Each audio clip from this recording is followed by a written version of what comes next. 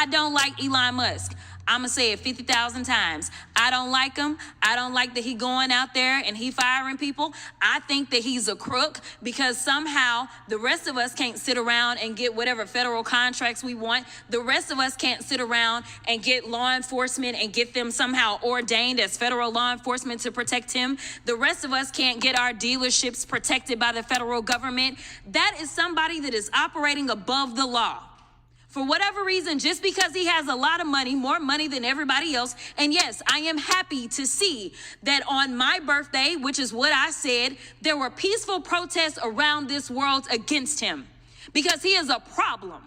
And so you never should have somebody that is sitting that high and is going to sit up here and threaten a sitting member of Congress when she knew good and well, if she watched the entire thing, that I specifically told protesters to make sure you consult with lawyers, just like I've told protesters over and over and over in the history of me advising people to go out and exercise their constitutional right. The fact that there are other sitting members that have received letters of threat from this new DOJ tells me that they are about retribution and they are not about following the law. The reason that our party, or I won't even say our party, our country is torn apart is because we can't even agree on right versus wrong. This should not be left versus right. The only thing that we're asking is that we have law enforcement that will show up when there is an actual crime.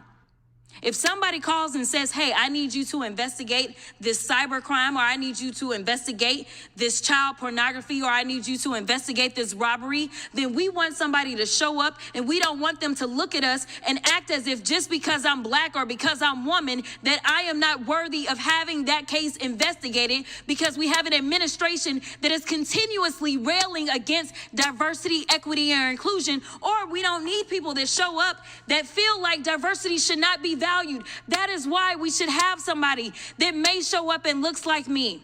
The final thing that I'll say, because you've been gracious, is this. When I first became a public defender, I had no criminal defense experience. And I walked in and I told my boss, Charlie, I said, listen, you should hire me. He said, why? I said, because I'm black. Charlie looked at me like I was crazy. And I said, let me tell you something. When I walk in, I'm going to walk in with a level of rapport and understanding then maybe some of my other colleagues will not. Charlie offered me my job, and I worked my butt off, and I worked really, really hard for all of my clients, not just those that look like me, and that is what it looks like to serve. Thank you.